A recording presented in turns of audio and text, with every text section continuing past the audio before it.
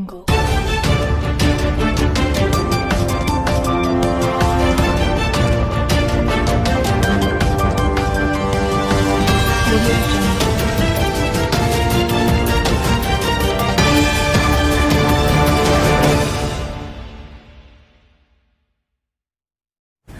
विशाल पारेख आर्य jewellers firm Nagpur सराफा association का treasurer और नवयुवक सराफा एसोसिएशन का प्रेसिडेंट। पिछले 2 महीने से तो समस्त सराफा व्यापारियों को तो करोड़ों रुपए का नुकसानी हुई है। कि बेसिक उसके अंदर में तो क्या है कि लॉकडाउन के अंदर में सब बड़े बड़े स्टोर्स, छोटे छोटे स्टोर्स, उसके अंदर में जो कारीगर्स जो है कि उनके वर्कर्स है, सबको सभी व्यापारियों ने अपने अपने पगार फुल पेमेंट दिया हुआ है। इसके बाद में जो लॉस छोटे व्यापारियों को बहुत ज्यादा हुआ है, बड़े को बड़े के हिसाब से हुआ है, छोटे को छोटे के हिसाब से हुआ है।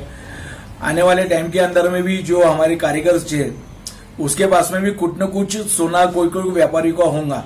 आज की पोजीशन के अंदर में कारीगर भी अपने अपना गांव के अंदर में चले गए। अब वो वापस कब आते हैं कब नहीं आते कोई भरोसा नहीं है। ये कारीगर लोगों के पास में भी कुछ कुछ व्यापारियों को सोना पड़ा होगा, उसका भी आने वाले टाइमों के अंदर में रिपोर्ट निकलने के बाद में मालूम करेंगे कि भैया कौन कौन दुकानदार को कितना कितना लॉस हुआ है करके। आज की तारीख में महाराष्ट्र गवर्नमेंट का आया हुआ है कि ई-डोन के अंदर में आप आपका शोरूम खोल सकते हो। उसके अंदर में एक साइड का एक दिन चालू रहेगा, सामने का शोरूम का दूसरे दिन दूसरा स्टार्ट रहेगा करके। आने वाले दिनों के अंदर में अभी शादियों का सीजन था, अभी शादियां भी कई कैंसिल हो गई, तो वो हिसाब से भी लोगों के यहाँ गिराई कम रहने की अपेक्षा दिख रही है। इसके अंदर पे हो सकता है कि इसके अंदर में लोग सोना बेचने आ सकते हैं। इसके अंदर पे कारण यह है कि लोगों के पास में पैसे खत्म हो चुके हैं 3 महीने के अंदर पे।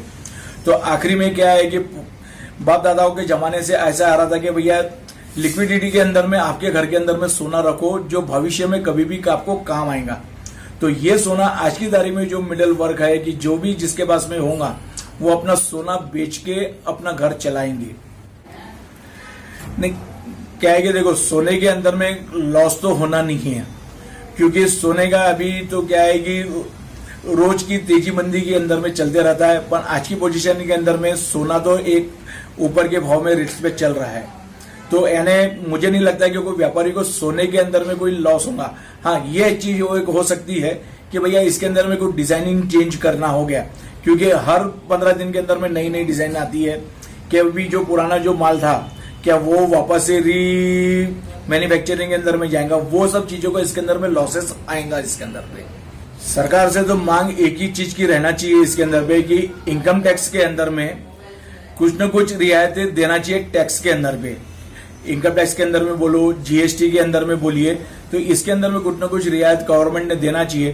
क्योंकि ये स्कीम के अंदर में हम जो देख रहे हैं कि भैया हम ये कोई चीज के अंदर में बैठते नहीं है इसके अंदर पे कि भैया कि कोई ये स्कीम निकल रही है, पर वैसा मुझे कोई उसमें दिखा नहीं है कि सराफा इंडस्ट्रीज को कि भैया इसके अंदर में कुछ बेनिफिट मिले करके। पैकेज के अंदर में तो सबसे बड़ा पैकेज तो जो है इनकम टैक्स। इनकम टैक्स के अंदर में कम से कम 1 साल के लिए रियायत जो है कि 30% स्केल है, उसको कम से कम 20%, 25% के आसपास में उनको टैक्स का सेवल लाके गवर्नमेंट ने जो मिडिल क्लास के जो व्यापारी है उनको कुछ न कुछ राहत देना चाहिए। क्या लगता है कि ये लॉकडाउन के बाद कुछ व्यापारी खत्म हो जाएंगे? 100% हो जाएंगे, 100% खत्म हो जाएंगे। इसके अंदर में मिडिल क्लास के छोटे छोटे व्यापारी तबके के कई जने लोगों की अपनी दुकानदारी बंद करने की सिचुएशन के अंदर में आ चुके हैं।